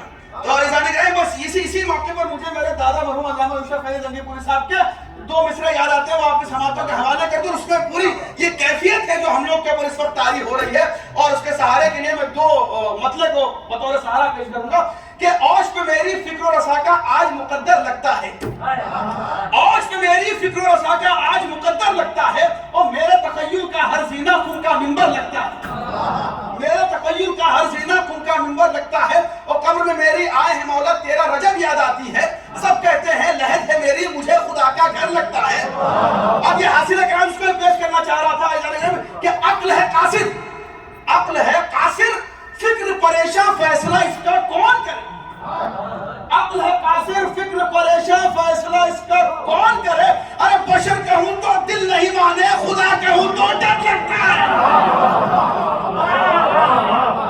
وہ اسی کیفیت کا نام ہے ایمان، اسی کیفیت کا نام عزیزان گرامی ہے ایمان کے بشر کہوں تو دل نہیں مانے، خدا کہوں تو ڈر لگتا ہے، تو اسی ڈر کا نام ہے ایمان، اور اسی کے ساتھ زندگی گزار کے یوسف زہرا کو پکارے عزیزان گرامی، تو اسے کہتے ہیں امام کے ظہور کی دعا، اس ڈر اور اس طرح کے ساتھ۔ کہ مولا آئیے تو یہ ڈر نکلے، ہم دیکھیں انہیں تو یہ ڈر نکلے. تو یہ ہے حجاب اللہ. اور یہی وجہ ہے اللہ میں بہت جلدی تھی مجھے گزرنا ہے، 5-10 منٹ اور دے دیجیے، بے انتہا معذرت چاہتا ہوں کیونکہ بات تھوڑی سی پہنچ جائے. للہ مثل الاعلیٰ، تو اللہ کو پہچانا جائے گا اس کی صفات کے ذریعے سے. اسی لیے پروردگار نے سورہ نور میں کیا ارشاد فرمایا کہ اللہ نور السماوات والارض، اللہ زمین و آسمان کا نور ہے. مثلہ، اب یہاں وہ لفظ استعمال ہو مثلہ، اللہ کی مثل ہے، اس کو تو قرآن میں استعمال کر رہا ہے. مثلہ، اس کی مثال کس کے جیسی ہے؟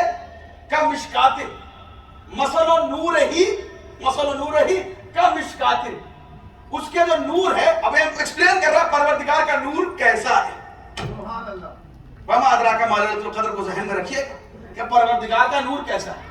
اور یہ قرآن ہے، آپ جائیے گا ترجمہ پڑھ لیجیے گا، جو بھی آپ کو سمجھ میں ہوم ورک کیجیے گا. سورہ نور کی آیت نمبر 35 اور 35 اور 36 دونوں کو ساتھ میں پڑھیے گا، چونکہ میں یہاں بالکل ہی کنڈینس کر کے آپ کے سماعتوں کے حوالے کر رہا ہوں، اور انشاءاللہ کبھی زندگی میں موقع دیا تو اس کو تفصیلاً بیان کیا جائے گا. دیکھیے گا، لیکن ترجمہ ضرور دیکھیے گا. 35 اور 36 جو سمجھ سکے سمجھیے گا، اور کیا سمجھے ذرا اس پہ غور و فکر کیجیے گا. اور وہی عزیزان گرامی اس سمندر میں غوطہ لگانے کی مانند ہے. وما لیلۃ القدر کی. اب یہاں پروردگار کہہ رہا ہے مثل نور ہی کمشکات، اس کی جو نور کی مثال ہے وہ ایک تاخ کی جیسی ہے. ایک تاخ، ایک محراب جو بنی ہوتی ہے دیوار میں، ہمارے سے بچوں کو سمجھانے کے لیے ایک ریک جو بنی ہو، تاخ کے جیسی. اور فیہا مصباح، اس میں ایک چراغ جل رہا ہے. اور پھر کہتا ہے کہ المصباح فی زجاج، اور یہ جو چراغ ہے، یہ جو روشنی ہے، جو چراغ ہے، یہ ایک فانوس میں ہے، ایک شیشے میں. ایک شیشے میں. اللہ اپنے نور کو ایکسپلین کرنے کی کوشش کر رہا ہے. کوشش کیا، لیکن اس نے تو ایکسپلین کر دیا، ہم سمجھنے کی کوشش کر رہے ہیں. چونکہ پروردگار کے لیے ہم لفظ کوشش استعمال نہیں کر سکتے، یہ تو ہماری خطا ہوگی. کیا وہ ایک شیشے میں ہے. اور اس کے بعد پروردگار ارشاد فرماتا ہے کہ الزجاجۃ، زجاج کیسا ہے، یہ جو پورا سیٹ اپ ہے، کأنہا کوکب دری، اور یہ ایک چمکتے ہوئے ستارے کی مانند ہے.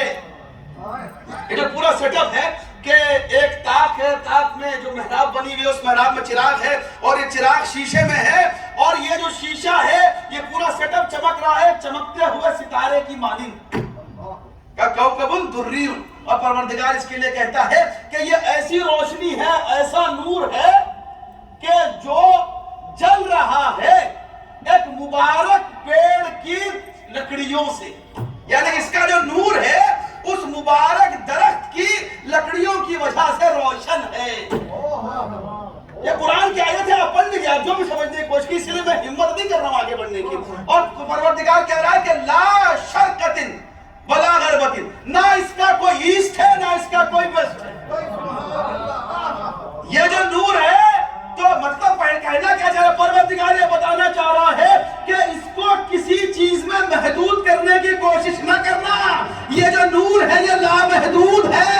اور پھر پروردگار کہتا ہے کہ یہ اس طریقے سے چراغ جل رہا ہے کہ اس میں سے نور کے بعد نور نکل رہا ہے، نور کے بعد نور نکل رہا ہے. اب عزیزان گرامی، اس موقع پر جب ایک مرتبہ امام جعفر صادق علیہ السلام امام سے پوچھا گیا تو امام نے ارشاد فرمایا. اچھا، پھر اس کے بعد پروردگار کہتا ہے کہ اس میں نور سے نور نکل رہا ہے، اور اللہ جس کو چاہے ان نور سے ہدایت بخشے، جس کو چاہے ہدایت بخشے. اب یہاں سوال کرنے والے نے سوال کیا کہ مولا یہ بتائیے کہ یہاں اس سے مراد کیا ہے؟ جو امام ارشاد فرماتے ہیں کہ یہاں محراب سے مراد ہے ذات صدیقہ طاہرہ.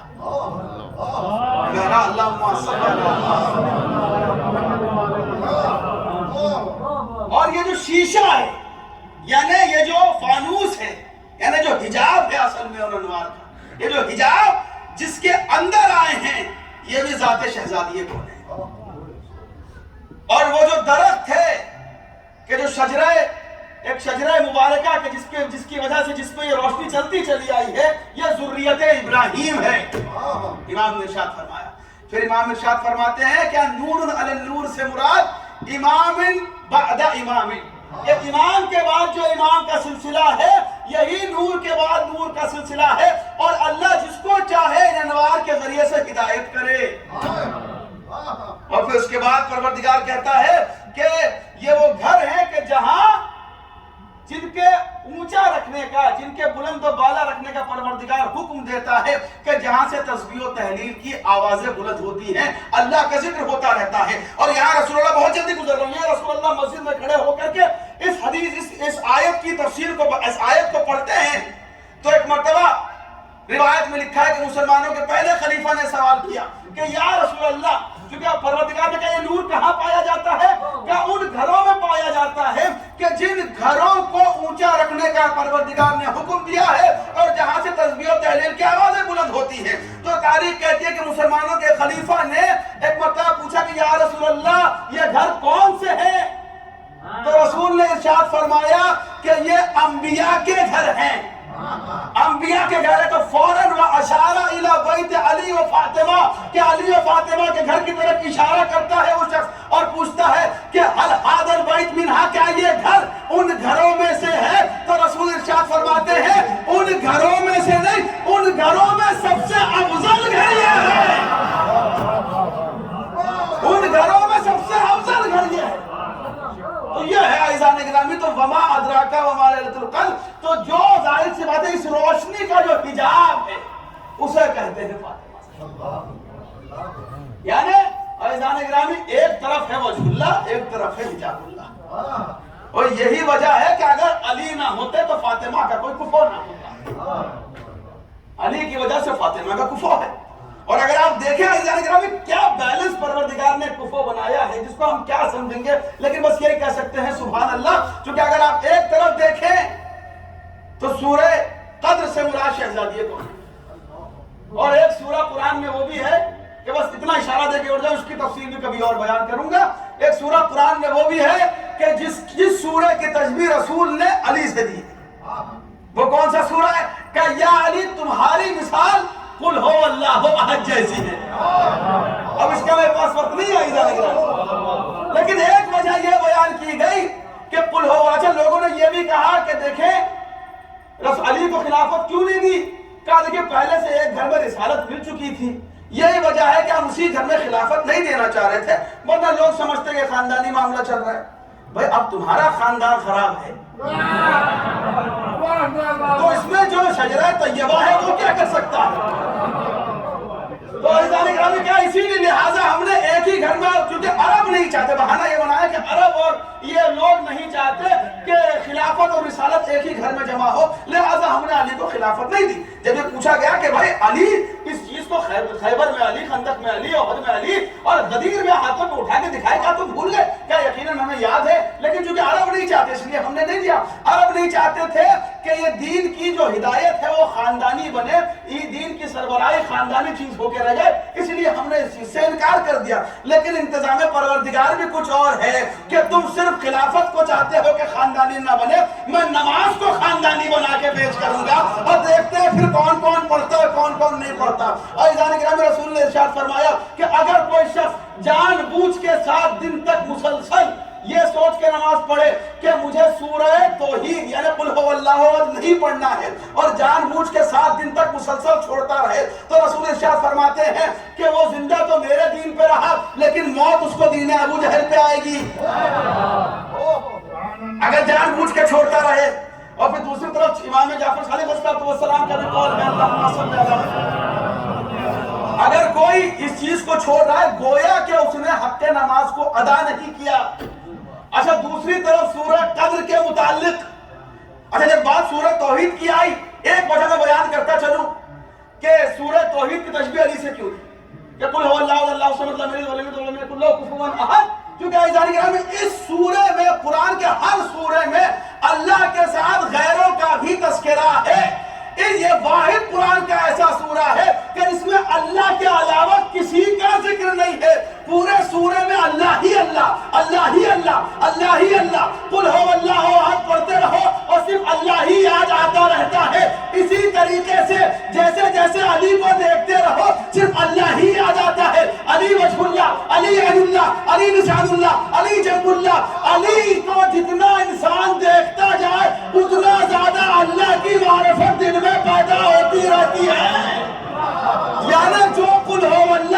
حیثیت وہی ذات علی کی حیثیت. جیسے قل ہو اللہ توحید کو مضبوط کرتی ہے ویسے عشق علی توحید کو مضبوط کرتا ہے.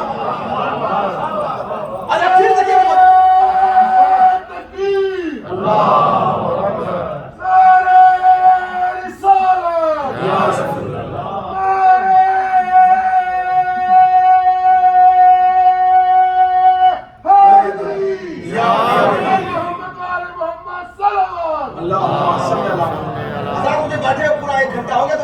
سمیٹنے کی کوشش کر رہا ہوں آپ کے سامنے معذرت چاہتا ہوں اور انشاءاللہ 10 منٹ آپ کے ایکسٹرا ہوں گے. لیکن میں آپ کو یہ بتاتا چلوں. اچھا میں نے یہ بھی جملہ کہا, میں نے کہا کہ ہماری تو کئی مجبوریاں ہیں. دیکھیں ایک زمانہ وہ تھا کہ جب اگر کوئی ذاکر, کوئی خطیب, کوئی مولوی, کوئی عالم منبر سے اہل بیت کی شان میں گستاخی کر دیتا تھا تو اسے صفائی دینی پڑتی تھی. اب ایسا مجبور دور آ گیا ہے کہ ہم مسائل کیا بتائیں کہ اگر کوئی اہل بیت کے فضائل تھوڑے سے بیان کر دیتا ہے تو اسے صفائی دینی پڑتی ہے کہ میرا مطلب یہ نہیں تھا سرکار, میرا مطلب یہ نہیں تھا, میرا مطلب وہ نہیں تھا. اب مجھے اندازہ ہو جاتا ہے کہ بعد میں کیسے سوال آئیں گے, اسی لیے کئی بار میں پہلے سے صفائی دے دیتا. اب جب میں نے یہ کہا کہ علی کو دیکھ کے اللہ ہی اللہ یاد آتا ہے تو بہت سے لوگ کہتے ہیں یہ آپ نے کیسے کہہ دیا, آپ نے علی کو معاذ اللہ نعوذ باللہ اللہ بنا دیا. ارے علی کی لعنت ہو اس پہ جو علی کو اللہ کہے,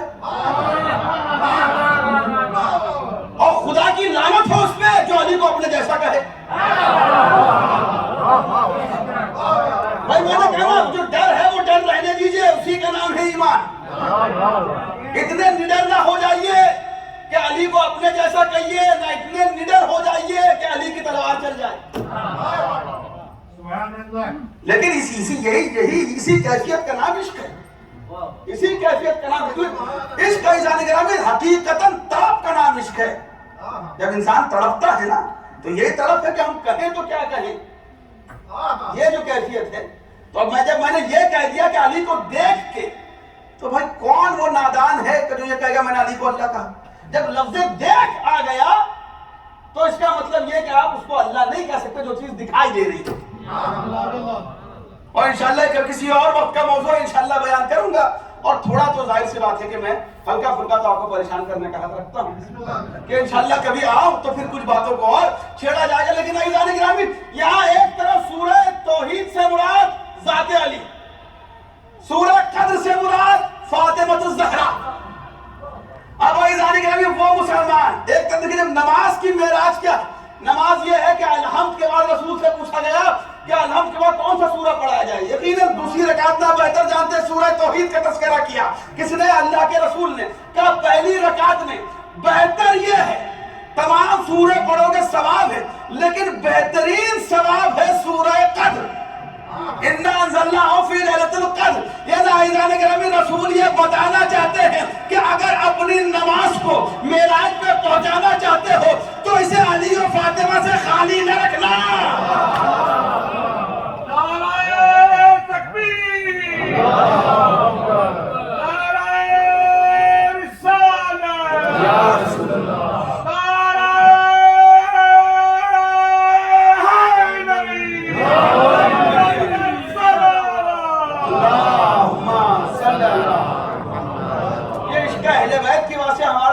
توحید بھی باقی ہے, عقیدہ رسالت بھی باقی ہے, عزیزان گرامی عقیدہ امامت بھی. اور یقیناً شیعہ وہ ہو ہی نہیں سکتا کہ جو توحید کو نہ سمجھے, اور توحید بغیر عشق علی کے سمجھے گی کیا سمجھے. تو وہ عزیزان گرامی یہاں عرب یہ کہہ رہا تھا کہ ہم خلافت کو اور رسالت کو ایک خاندان میں جمع نہیں ہونے دیں گے, اس کو خاندانی نہیں ہونے دیں گے. اللہ نے ایسا انتظام کیا کہ نماز کو خاندانی بنا دیا. علی و فاطمہ کے بغیر نماز اپنی معراج پہ پہنچ ہی نہیں سکتی. پڑھنے کو تو پڑھ لو, دیکھیے صحیح ہونا ایک اور چیز ہے, قبول ہونا ایک اور چیز ہے. صحیح ہونا ایک اور چیز ہے. آپ کسی بہت سے ایسے انگریز ہیں جو ریسرچ کر رہے ہیں, وہ آپ سے, ہم سے اور آپ سے اچھی قرت کرتے ہیں. اچھا آپ ان سے کھڑے کیجئے اور نماز پڑھوا دیجئے. آپ بتائیں اس کی نماز صحیح ہوگی کہ نہیں, نماز صحیح ہے کہ نہیں, نماز صحیح کیا قبول ہوگی نہیں. اللہ جاننے کی بات ہی نہیں, کلمہ کہاں پڑھا اس نے, شرط ہے نا کلمہ. یا چلیے آپ کو ایک اور میں دوسرا آسان کر کے سمجھا دوں, ہے قبلہ اس طرف ہے, آپ کس طرف کھڑے کیجئے ہو کے نماز پڑھیے, ہے صحیح ہے، الحمد صحیح ہے، قرات صحیح ہے، سب کچھ صحیح ہے، کیا نماز قبول ہوگی؟ کہا نہیں قبول ہوگا. کیوں؟ کہ قبلے سے انحراف ہو گیا ہے. اب جو قبلے سے مڑ جائے یعنی نماز تو پڑھ تو صحیح رہا ہے لیکن غلط ڈائریکشن میں جا رہی ہے. تو عزیزان گرامی، علی و فاطمہ و عشق اہل بیت اور عشق شہزادی کونین یہ نمازوں کی ڈائریکشن ہے. چونکہ نماز پڑھی جا رہی ہے حقیقتاً حق کی جانب اور حق چلتا ہے ان کے پیچھے پیچھے. حق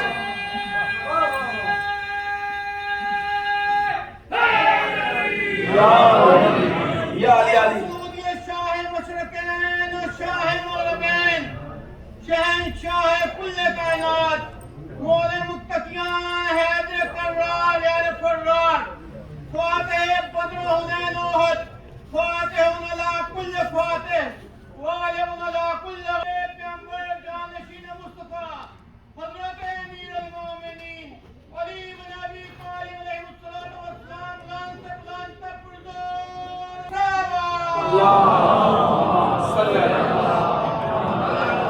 عزیزان گرامی، میں بات کو تمام کروں اور ایک آخری بات اور بات تمام. کئی باتیں مجھے اور کرنی تھی لیکن اس کا میرے پاس وقت نہیں ہے اور انشاءاللہ کبھی اور زندگی نے موقع دیا تو.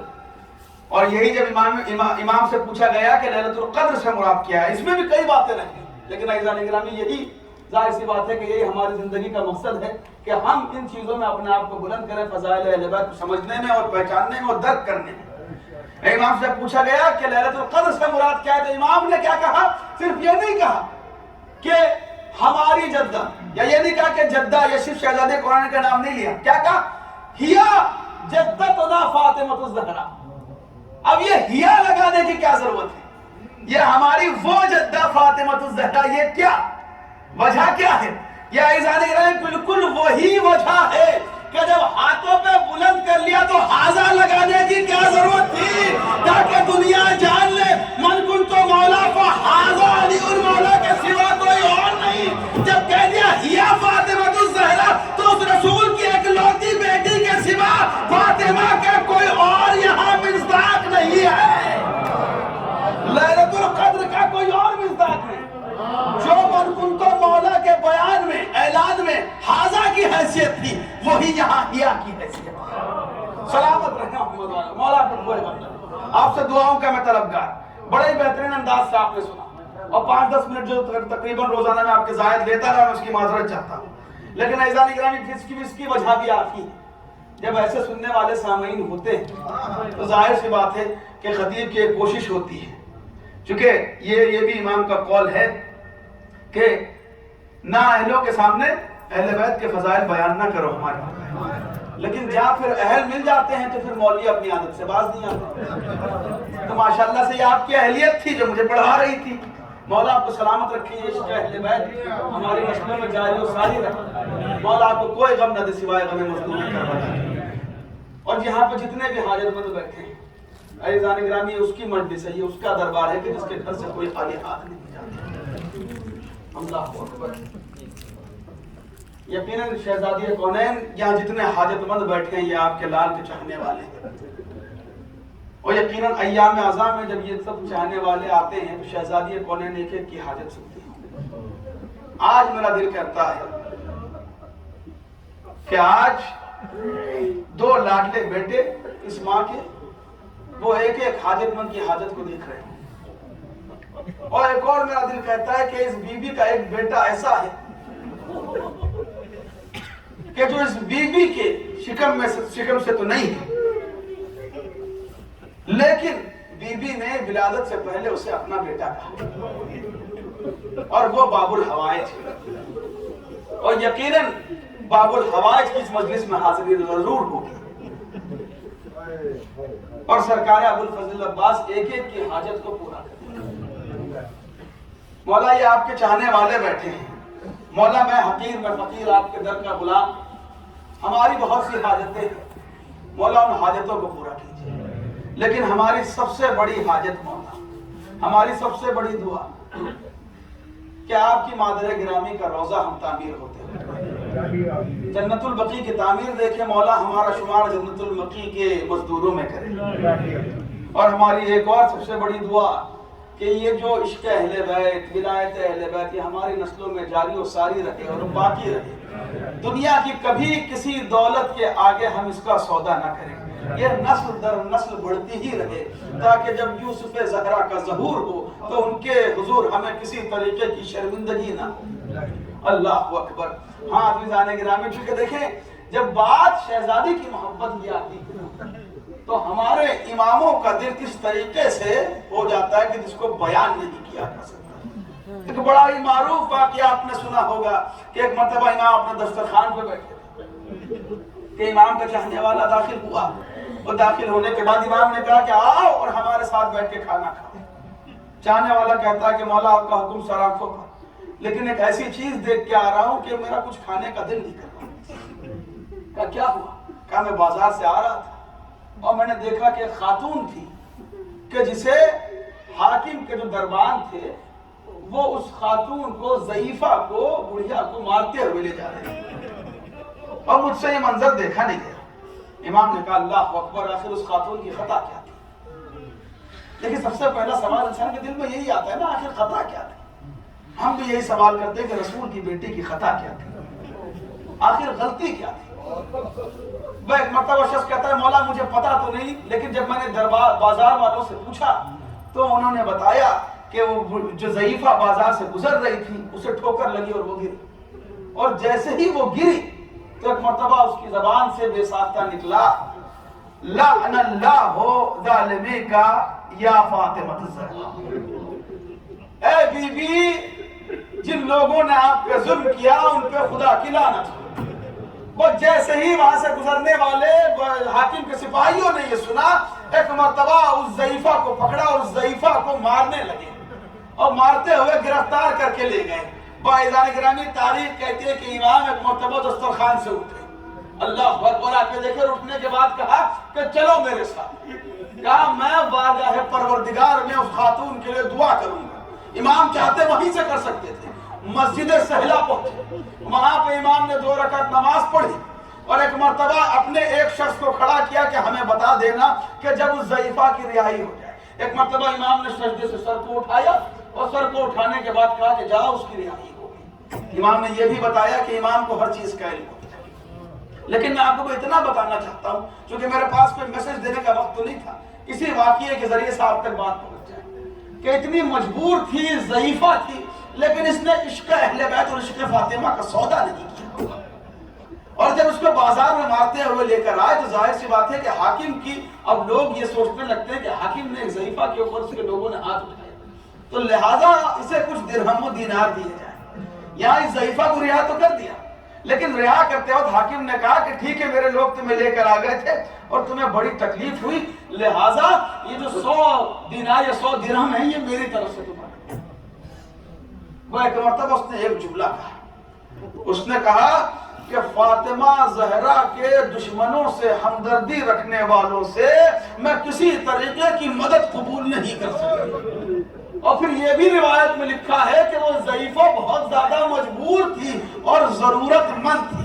وہ جیسے امام نے یہ سنا نا کہ ہمارے جدہ کی محبت میں اس نے یہ کیا، فوراً امام نے 60 یا 70 دینار امام کے پاس اس وقت فوراً تھے، امام نے اس ضعیفہ تک بھجوایا، اور اس سے بھی ایک بہت بڑی قیمت عزیزان گرامی، امام وقت ہے، یہ معمولی چیز نہیں ہے۔